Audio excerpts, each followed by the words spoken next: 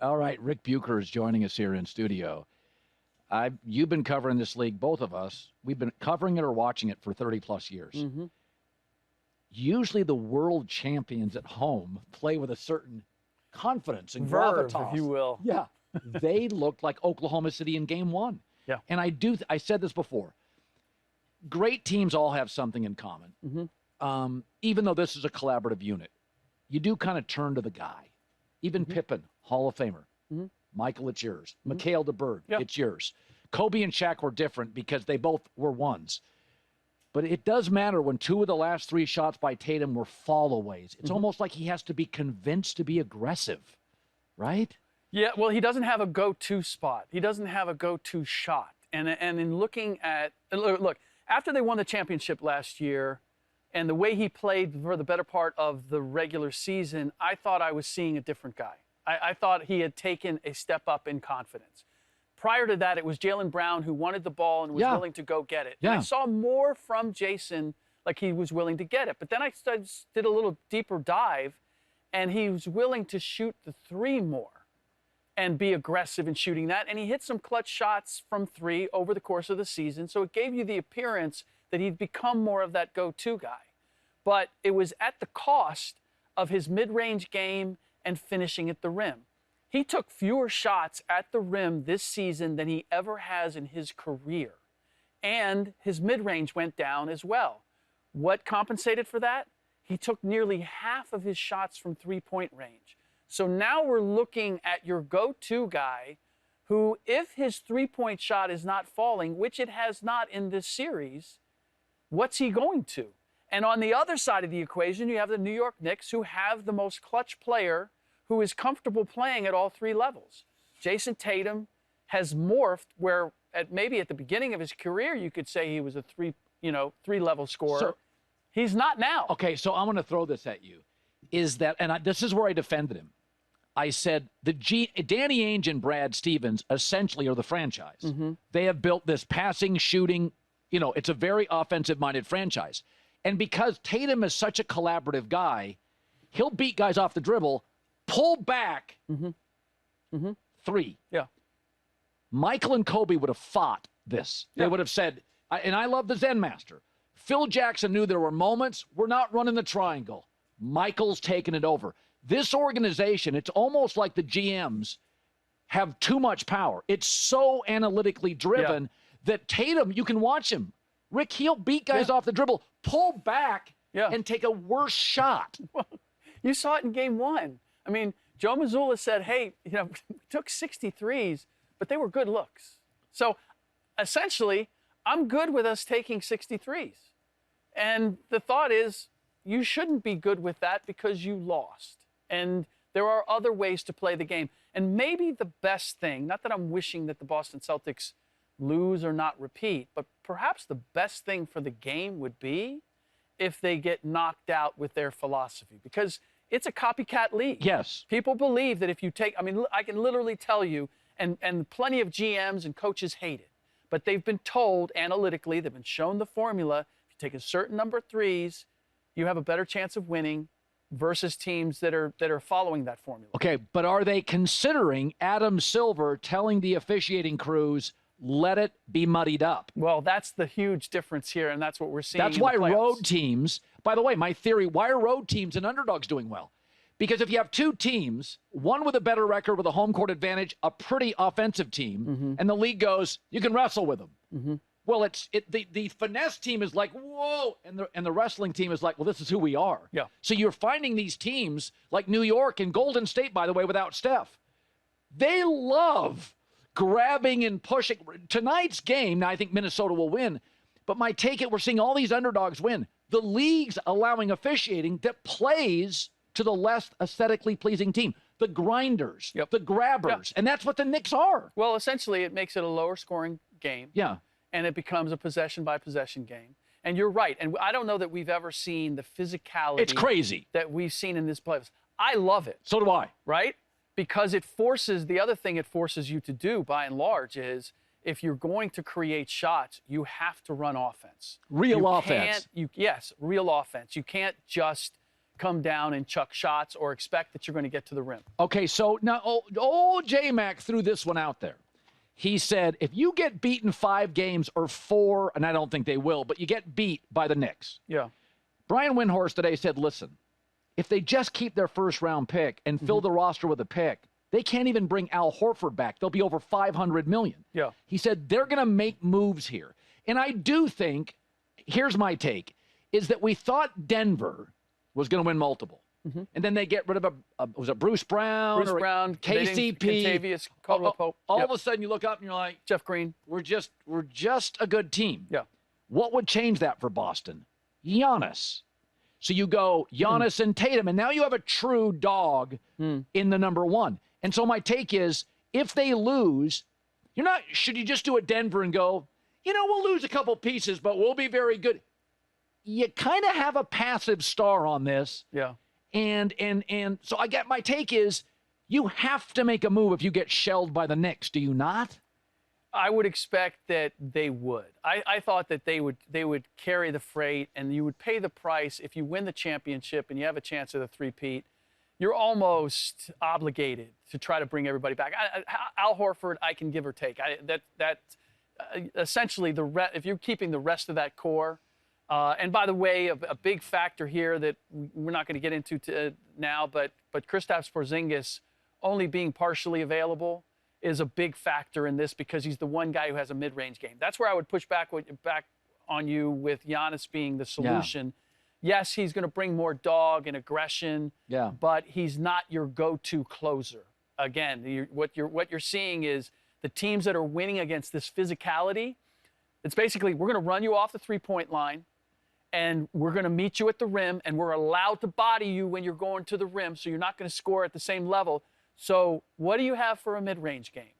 The teams that are being successful all have mid-range scorers, and that's the one thing that Boston is missing with Kristaps Porzingis not being available. That's where he was key, and that's where he's most valuable. So I think when we think of the Warriors, because of the Splash Brothers and because Steve Kerr is the coach and Steph Curry, we think offense. They're actually the league's best defense since Jimmy Butler arrived. And the advantage of not playing with Steph is they can even – it's almost like hockey. You don't need anybody to protect your Gretzky. Yeah. Curry may be gone. Yep. They can double down on physicality tonight. Yep. And who are you going to go after? Right? Like Butler loves physicality.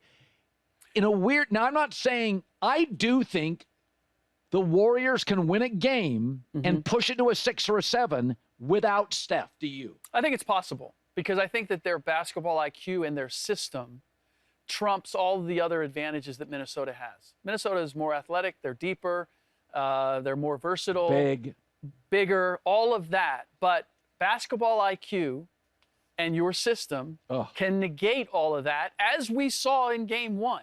Right? Because you had Buddy Hield and any number of guys fitting in. Now, I do believe that Minnesota is going to they're going to respect Buddy Hield, and they're going to respect Draymond Green and Gary Payton in a way that they didn't. That's right. In that first game. And I think if you saw it down the stretch, once you tighten up on them, they're not the same three-point shooters. Right. Right? So, and by the way, the Warriors are an example of what you're talking about with Boston. They were the first team to run into, we won a championship, but we did it on lesser contracts, and now we pay everybody, and now we can't add the pieces that we would like. No, I think Boston. You have to start handing them off. That's what Denver did. Yes, right. They had to get frugal, and on top of that, Adam Silver looked at it and said, "I don't want anybody," or not Adam Silver, the owners without as much money said, "You can't let these guys just pay the luxury tax because they can afford to. That's not fair, because they're going to just keep adding players, right? And they're going to go get the free agents that get the buyouts, right? And join. And so Adam was like, okay, here's the compromise. We're going to take away all of your ability. Like we're going to tax you even more. Yeah. And then we're going to take away the exceptions. We're going to take away if you make a trade, it's got to be 1-for-1. Like we're going to make it so difficult for you to do anything with your roster above and beyond what you have, that is going to even the playing field. And that's essentially what teams are now facing. Yeah, no, I mean, we were theorizing earlier, why are there so many upsets? Because there's not a great team. Yeah. And Boston's the best team. They're a good team. But, I mean, I watch Indiana, and I watched Indiana and Cleveland, and I'm like, if Garland's not playing, Indiana's a better basketball team. Yep. They're just a better basketball team. And what do those teams have in common? And the ones that are the up-and-comers is that they haven't paid their stars yet. Yes. By and large. Yeah. You're not paying Andrew Nembhard yet. You're not paying Aaron Nesmith, right? And Oklahoma City's in the same boat. They really haven't had to pay anybody yet. And the rest of the Western Conference, there's a difference between 1 or 2 games between the second seed and the 7th seed. So that parity is already there. Okay, so I talked about this yesterday. I think the Lakers and the Clippers, but let's talk Lakers. I think they're a bit diluted. I think the marquee looks big. The movie's not.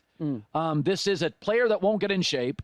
Austin Reeves is undrafted and got overwhelmed athletically against Minnesota. LeBron's older, and you can't ask him to play 75 games and be brilliant in the postseason. They don't have a big the coach likes, and I'm not sure the coach is quite ready to be next level yet. Great. That's the movie. The marquee sound, J.J. Redick, LeBron, Luka. It sounds great. I'm not saying it's Ishtar, but it's not The Godfather, okay? So the marquee's way better than the movie. You could fix that, though, if LeBron took the least he's allowed to take. And with that, my radio audience, Rick is shaking his head. Why do you do that? That's your chance. There's a couple things. Number one, you're not going to be able. You need to turn the page. We're not remaking the movie. We have a different leading star. And That's fine. We need to get him a different plot. Yes, because and a different supporting cast. We know he needs bigs because there's only one way to build around Luka: size. Yes. You can't do it any other way. But you also have to make it his team. Okay, fine. And as long as LeBron James is in LA, regardless of how much he's making, LeBron James is when you walk into the locker room, where you're going to look, there's Luka's locker and there's LeBron's locker. Are you suggesting they should trade him? No, I don't. I wouldn't say that because I don't think that they can get anything significant for him. I'm just saying that you're not going to be able to build your next title contending team until LeBron is gone. And I'm not ushering him into retirement. I'm not suggesting that he should retire, but he can take whatever he wants. First of all, he's making $52 million next year. Okay, if he signed the minimum and you let all of the cap holds and the unrestricted free agents go, like the Jackson Hayes and the Alex Lenz and all that, I think you would have $10 million worth of cap room. What's that going to do for you? I don't know that it's going to do enough. And that's not even counting the fact that you have to presumably re-sign Dorian Finney-Smith. You can trade Austin Reeves, can't you? I know, but what are you going to get for Austin Reeves? How about that big guy in Brooklyn? Nick. Which big? Nick Claxton. How about that? Okay. Like, is that going to change you? Well, it gives you a big. I don't know, but it's like, it's one piece that you need, and they need like 3 or 4 pieces. Oh, I don't think they're a championship team. I'm saying if LeBron did that, it would get. I can't look at San Antonio, Oklahoma City, and Houston. All the picks and all the young talent. Yeah. This is the worst they'll ever be. Fair. And you want me to put the Lakers in that class? I can't. No. Agreed. But if we're gonna get, let's say, essentially, we're gonna give Luka Dončić the team that we last saw him have in Dallas, that he took to the finals, right? Which is that's the blueprint, right? Right. You didn't have just Nick Claxton. You had Derek Lively and Daniel Gafford. Right. So you had a big on the floor at all times. You had P.J. Washington, who far better defender than LeBron James is right now. Maybe not quite the scorer or playmaker, but you didn't need that because you had Luka Dončić. Right. So I just look, and then they picked up Derek Jones off the scrap heap. Oh, and by the way, you had Kyrie Irving, who played a monstrous role in the playoffs last year that's probably overlooked. Yeah. I don't have that quality of a number 2, and no, LeBron James isn't capable of being what Kyrie Irving was last year at this stage of his career. So. Again, like it's for me, the heart of it is until you can start looking at this as we're building around Luka Dončić, you're still you're compensating the fact that you have LeBron James, your former superstar, still sitting there right next to him.